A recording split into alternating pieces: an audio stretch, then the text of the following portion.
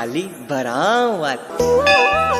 या देवी सर्वभूतेषु शक्तिरूपेण संस्थिता नमस्तस्यै नमस्तस्यै नमस्तस्यै नमो नमः। सूरज के लौके लागल देखा ललैया आहो भाग्य घरे सबके आवता हरि मैया।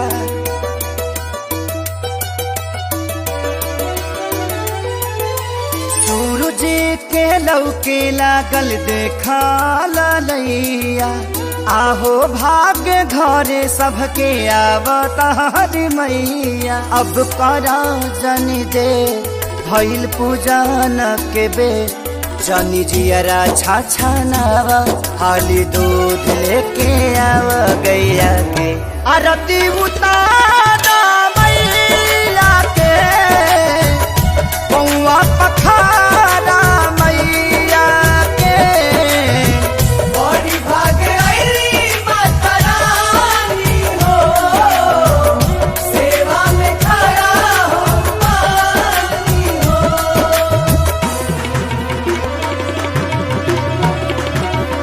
Presented by Adi Shakti Films.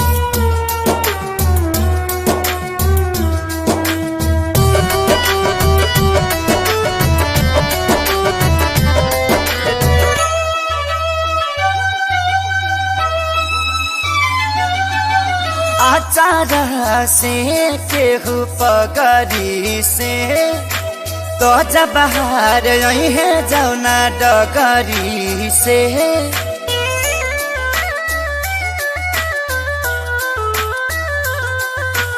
आचार से केहू पगरी से तो जब बाहर यही है जौना डगरी से। अरे सेवा में न कर कमी होके खूबसूरत मम्मी कहे से कि मैया सुकुवारी सुकुवारी सुकुवारी हई।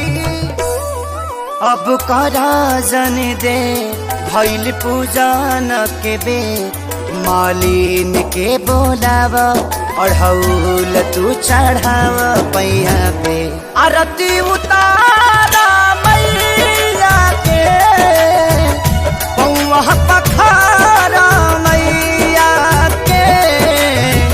बड़ी भागे आईली माता रानी हो सेवा में खड़ा हो पानी हो।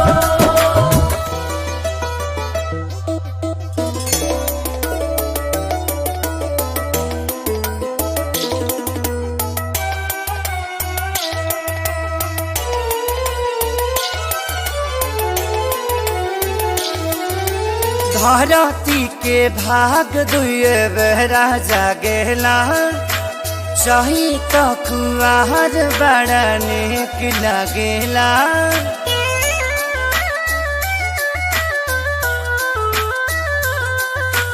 धरती के भाग दुए बेरा जागेला चाही तो कुआर बड़ा नेक लगेला।